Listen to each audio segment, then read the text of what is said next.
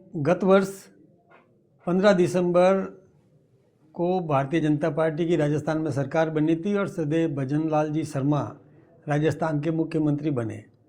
और जब से राजस्थान के मुख्यमंत्री बने तब से लेकर लगातार वो राजस्थान के विकास के लिए प्रयत्नशील है। और डबल इंजन की सरकार बनी है तो ऊपर से भी आदरणीय नरेंद्र भाई मोदी जी, देश के प्रधानमंत्री जी का भी पूरा आशीर्वाद राजस्थान के मुख्यमंत्री जी को है। और डबल इंजन की सरकार होने से राजस्थान में विकास के आयाम स्थापित हुए हैं। और जब से भजनलाल जी ने ये प्रयास शुरू किया कि ईआरसीपी का काम रुका हुआ पड़ा था पिछले 7 वर्षों से, और पिछली कांग्रेस की सरकार ने एक कदम भी आगे नहीं बढ़ाया, लेकिन भजनलाल जी ने पूरी कोशिश करके मध्य प्रदेश के मुख्यमंत्री जी और केंद्रीय जल शक्ति मंत्री के साथ बैठ करके और सबसे पहले ईआरसीपी का काम पूरा करवाया। इसके साथ ही राजस्थान में जो पहले पेपर लीक हुआ करते थे उसके लिए इन्होंने एसआईटी का गठन किया और पेपर लीक करने के वाले अपराधियों को और गिरफ्तार भी किया। लगभग 179 अपराधी गिरफ्तार भी हुए और एसआईटी अभी भी जांच कर रही है। और राजस्थान विधानसभा में भी इन्होंने एक ऐसा प्रस्ताव पारित करवाया कि जो भविष्य में कभी भी किसी भी प्रकार का पेपर लीक नहीं हो सके, और यदि कहीं किसी प्रकार से पेपर लीक हुआ तो कठोर दंड के प्रावधान किए। यही नहीं, जनता को राहत देने के लिए इन्होंने गैस के सिलेंडर सस्ते किए, पेट्रोल और डीजल पर वैट कम किया, इन पेट्रोल और डीजल की कीमतें कम करी, किसान की मिनिमम सपोर्ट प्राइस बढ़ाने का काम भी इन्होंने किया। यही नहीं, किसान सम्मान निधि में जो 6,000 रुपया देश के प्रधानमंत्री नरेंद्र भाई मोदी जी दिलवा रहे हैं, और इन्होंने अपनी तरफ से राजस्थान की तरफ से 2,000 रुपया किसान सम्मान निधि में बढ़ाने का भी काम किया।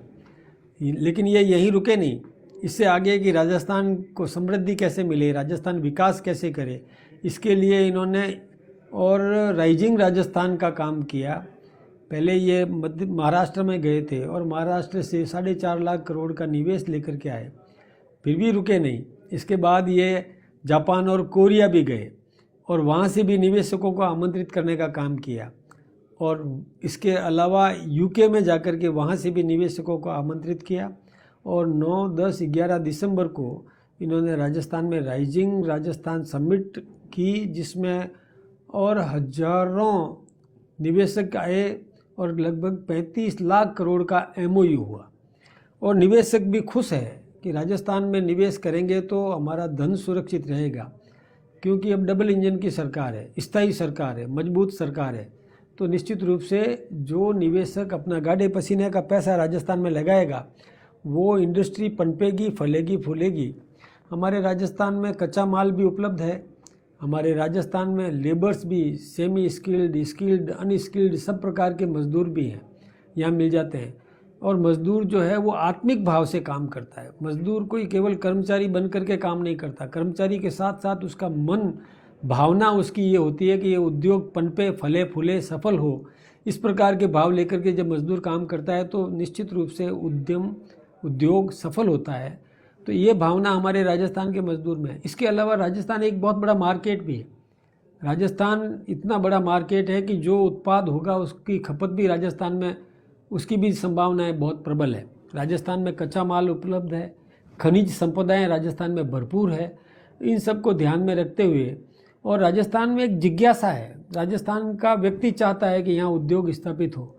तो ये सब काम जब राजस्थान में धरातल पर उतरेंगे तो निश्चित रूप से राजस्थान में संपन्नता आएगी और राजस्थान संपन्न बनेगा। आम आदमी को रोज़गार भी मिलेगा, यहाँ रोज़गार चाहिए लोगों को तो रोज़गार भी उपलब्ध होगा। इसके अलावा मुख्यमंत्री जी का और भी मैं धन्यवाद देना चाहूँगा कि पिछली सरकार ने परवाह नहीं की, कई पद रिक्त पड़े थे, वो लगातार ना कर रही थी। पिछली सरकार मना कर रही थी कि नौकरियाँ कैसे दें, हमारे पास तो पद ही नहीं है।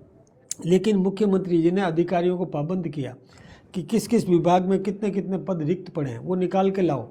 और पहली खेप में उन्होंने लगभग 35-40 हज़ार की रिक्तियाँ निकाली और बाद में 80,000 और रिक्तियाँ निकाल करके लगभग 1,25,30,000 नौकरियाँ निकाल करके और टाइम बाउंड प्रोग्राम जारी कर दिया कैसे कैसे किस किस तारीख को इनका इंटरव्यू होगा, परीक्षा होगी, साक्षात्कार होगा और उनको नौकरी दी जाएगी, ऐसा कैलेंडर तक जारी कर दिया।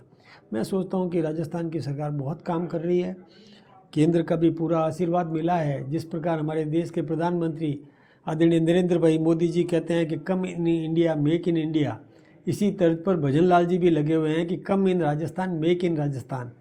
तो निश्चित रूप से ये एक वर्षगांठ, एक वर्ष पूरा हो रहा है। और सहयोग की बात देखिए कि उस दिन हमारे मुख्यमंत्री जी का जन्मदिन भी है। ये दोनों एक योगायोग है और मैं मुख्यमंत्री जी को भी जन्मदिन की शुभकामनाएं दे रहा हूँ और राजस्थान की जनता को भी शुभकामनाएं कि एक वर्ष सफलतम वर्ष ये राजस्थान का रहा। निश्चित रूप से जो हम कहते हैं वो करते हैं।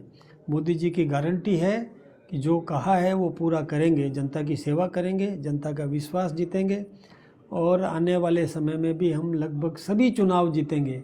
लगातार हमारी सरकार बनती रहेगी, भारतीय जनता पार्टी की सरकार रहेगी। आप सबका बहुत बहुत अभिनंदन, आशीर्वाद बनाए रखें। धन्यवाद।